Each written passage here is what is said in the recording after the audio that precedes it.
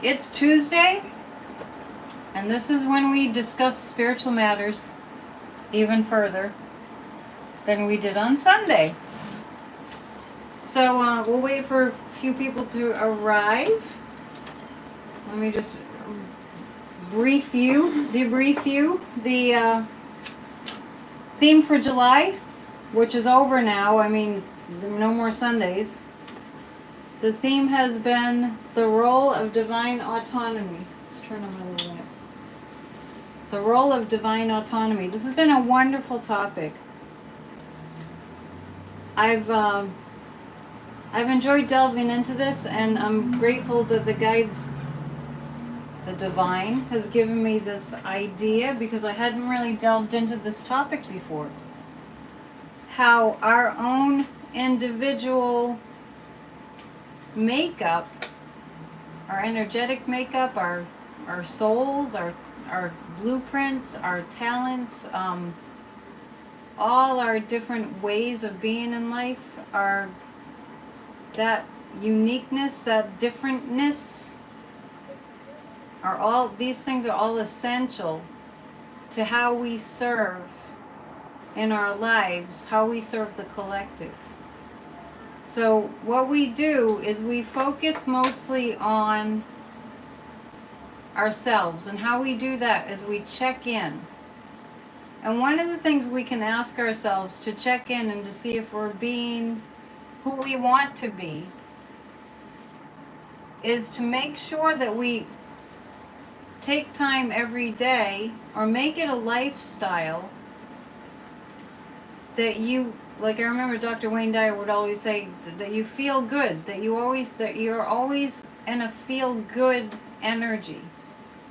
No matter what's happening, that we're always in a feel good energy, because when we're acknowledging our uniqueness and how we're not special like no one else is special, but just we're special because we exist. We're all sons and daughters of a divine intelligent source that we call God or the Lord or Mary, or we're all connected to that. And so we really must, in order to get what we really want to get out of our lives, we really must reflect on what makes us especially important. And I think people get really confused about this, because especially important seems like vain, or seems like we shouldn't be so proud of ourselves, or it's inappropriate in some way, or it might be considered to be snobby, but that's not what we're talking about. We're talking about treating this life that you are with a sense of reverence. And you might say a sense of humility. A sense of, no, it really does matter. It really does matter how I feel and how this life is for me. And why does it matter?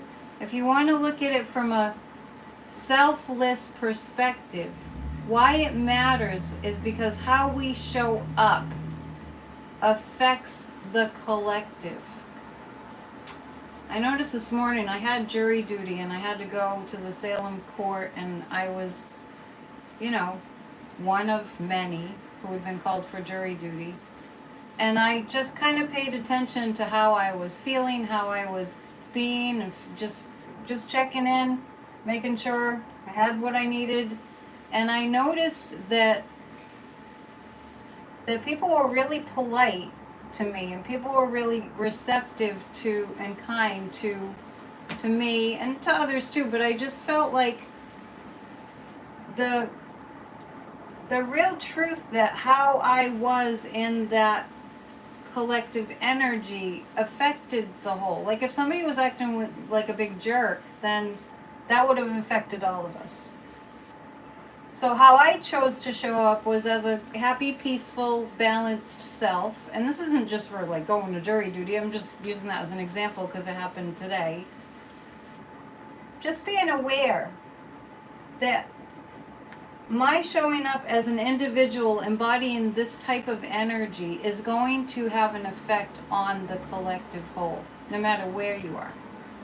So, does anyone have any questions about that so far? No one has said a thing in the chat, so I kind of feel like I'm talking to myself. It's nothing new. This is a place, too, where you can have questions answered. At least say hello. Okay. That's all. At least say hello. The first reading is from Ernest Holmes, The Science of Mind. And this kind of puts a little accent on what I just said. And pardon me for using man, but let's just keep it that way, because that's how they wrote back in Ernest Holmes' times, and we don't have to get hung up on that. Just think of it as all of us. Man discovered that he could control his affairs by right thinking. He could bring into his experience the things he wished to enjoy if he thought correctly. And since this was all in accordance with law, man could do so consciously. He realized that the time would come when everyone would think correctly, and poverty, unhappiness, and all that goes with them would be swept from the face of the earth. I just love that whole entire paragraph, because what it really speaks to is, say he's talking about one particular person discovering, oh, I can control my affairs by thinking the right way, which takes practice, but anything worth doing is worth practicing. Anything that's going to produce wonderful results is worth practicing. I meet a lot of people, we all fall into this trap, that want things and then get frustrated that they don't get things going where they want to go in their lives. And then they realize that they haven't practiced that way of thinking. The way of thinking that will produce that result. Even if it's just a more peaceful life. So man discovered he could control his affairs by right thinking. So when that discovery came, that we are all energy beings and thoughts are energy, and how we hold our energy, which is why I was talking about taking care of our energy and being very conscious of how we show up for ourselves and for others. When we know that we can bring into our experience in life the things that we wish to enjoy, we also can realize that someday when everybody gets it, he realized that the time would come when everyone would think correctly. When that occurs, poverty, unhappiness, and all that goes with them would be swept from the face of the earth. I'm going to relate this to what's going on in America right now.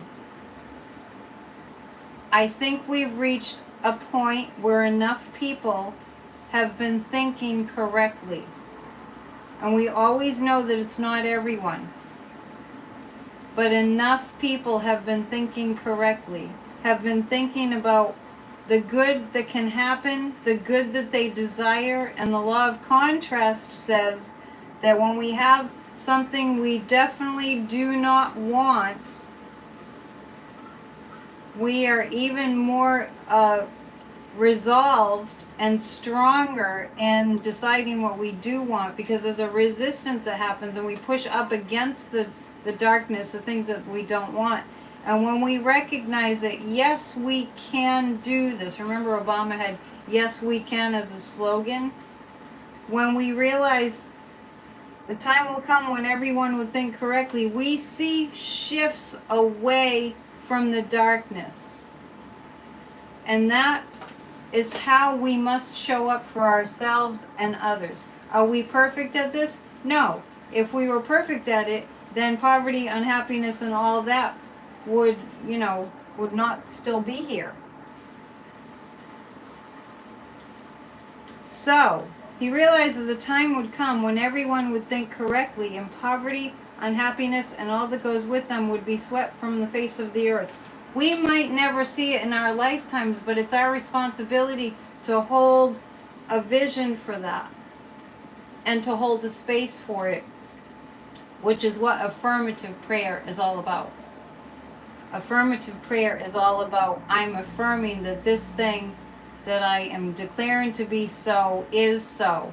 And it might not be so like it's visible to you with your eyes, but in some realm of existence, in some energy world, it already exists. And if you want to do a deep dive into metaphysics, there's a lot of material that'll probably overwhelm your mind, but the science is there. So they were never intended to be swept from the face of the earth, but they were never intended to be. Sorry, I read that wrong. So man realized the time would come when everyone would think correctly, and poverty, unhappiness, and all that goes with them would be swept from the face of the earth. Man didn't intend it to be this way, but man had misused his power. Now that he understood, he would change his whole manner of thinking, and consequently would become happy and have plenty. But everyone did not believe this. So it's up to the individual to believe it. And more individuals will then believe it. Many said it was a foolish idea, while others said it was too good to be true. However, it was soon proven that whoever would believe and comply with the universal law could prove it to be true. Practice, practice, practice. The practice never stops. If some did not wish to believe, that was all right. There were plenty who would.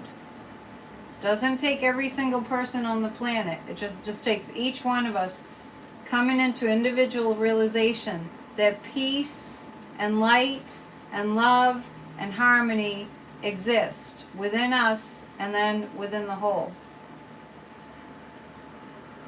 So if some did not wish to believe, that was all right. There were plenty who would believe, and the direct proofs of their lives would in time convince others. This is why I talked about Roger Bannister and the 4-minute mile.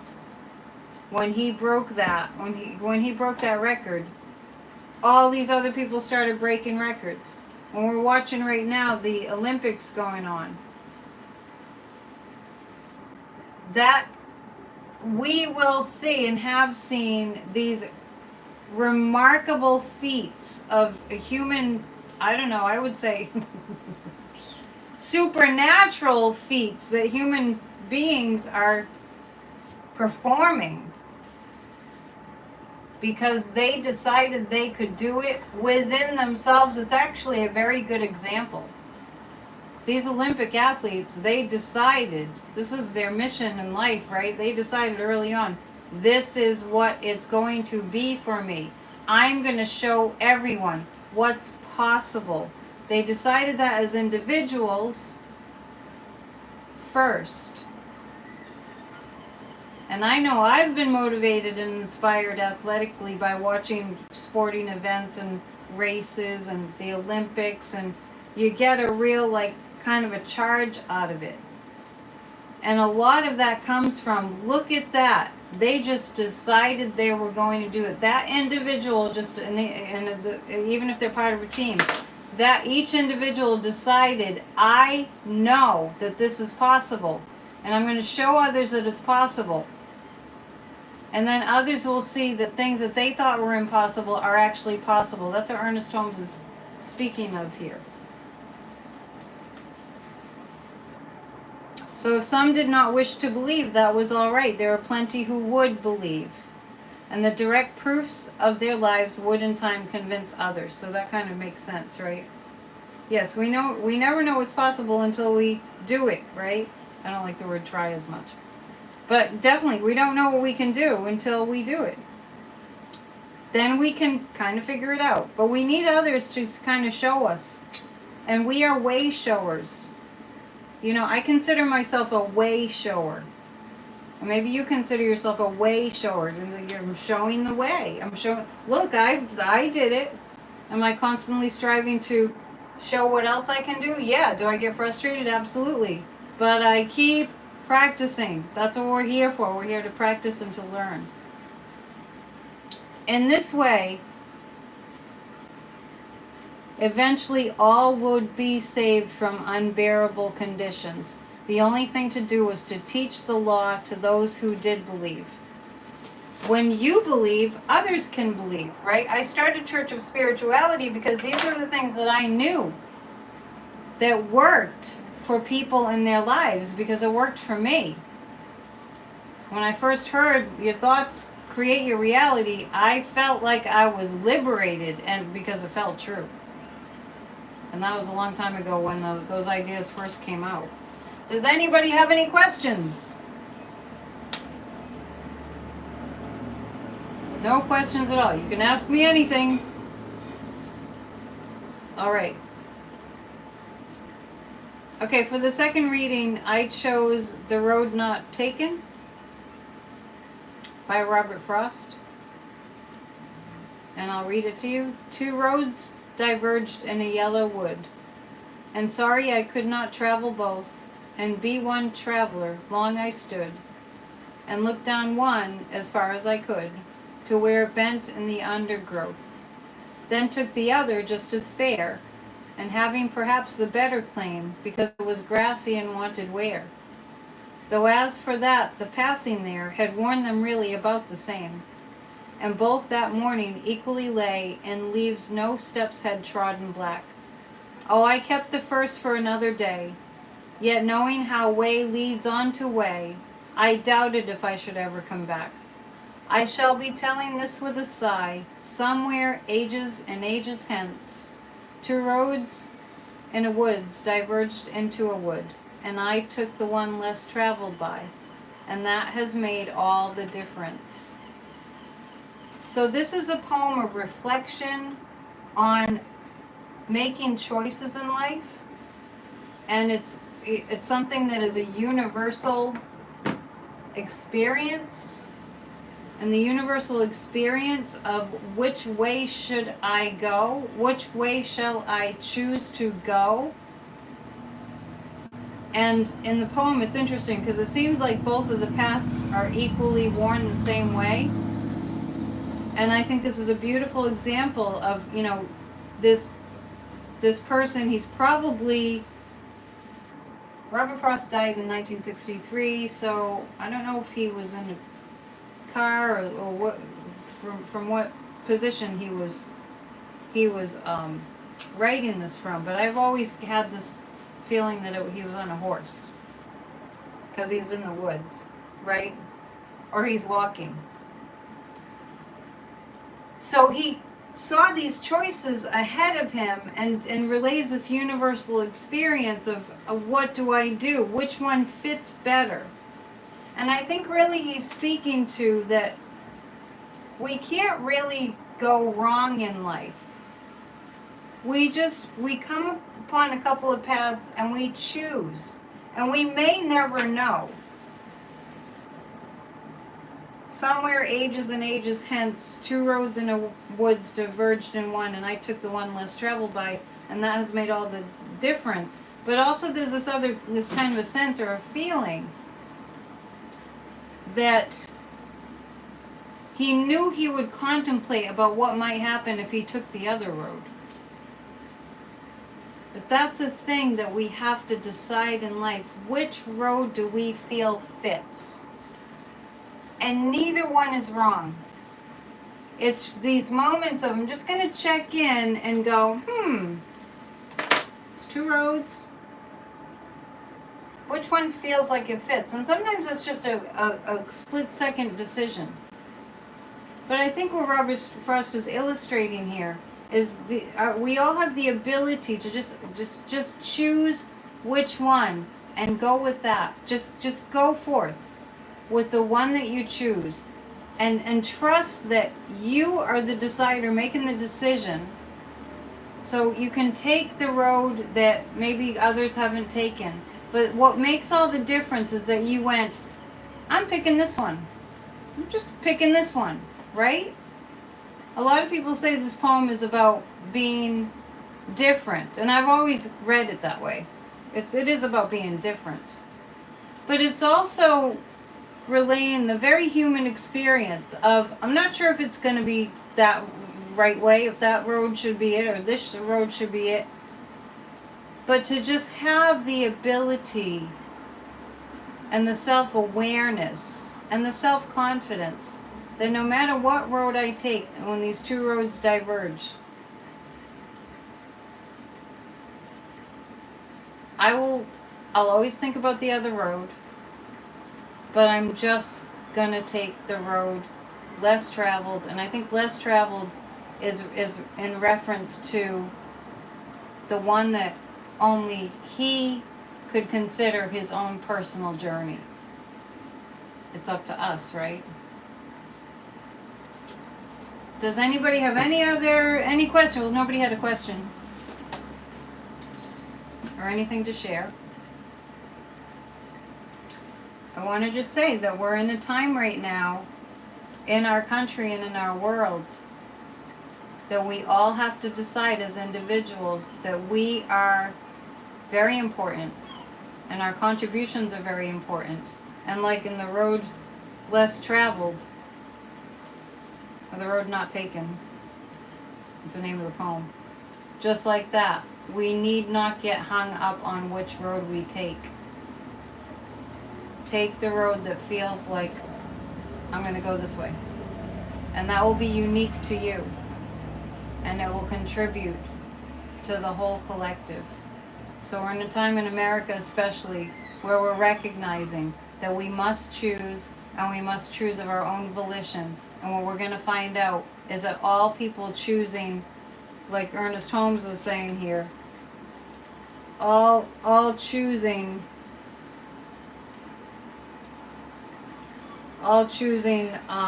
abundance and happiness and joy individually means more and more and more will choose those things. I want to thank you for joining me tonight. I want to beg you to subscribe if you haven't, to hit the thumbs up, and if these services are helpful to you, to please share. As you know, Church of Spirituality has been in existence for 3.5 years, but now that it has a brand new channel, we need to grow the channel. And I rely on donations to pay my bills, so thank you to those of you who do donate, and there's a way to donate in the description. All right, thank you. Consider how important you are, and we'll see you very soon. All right, namaste. Stay cool. It's getting hot and humid here. All right, bye.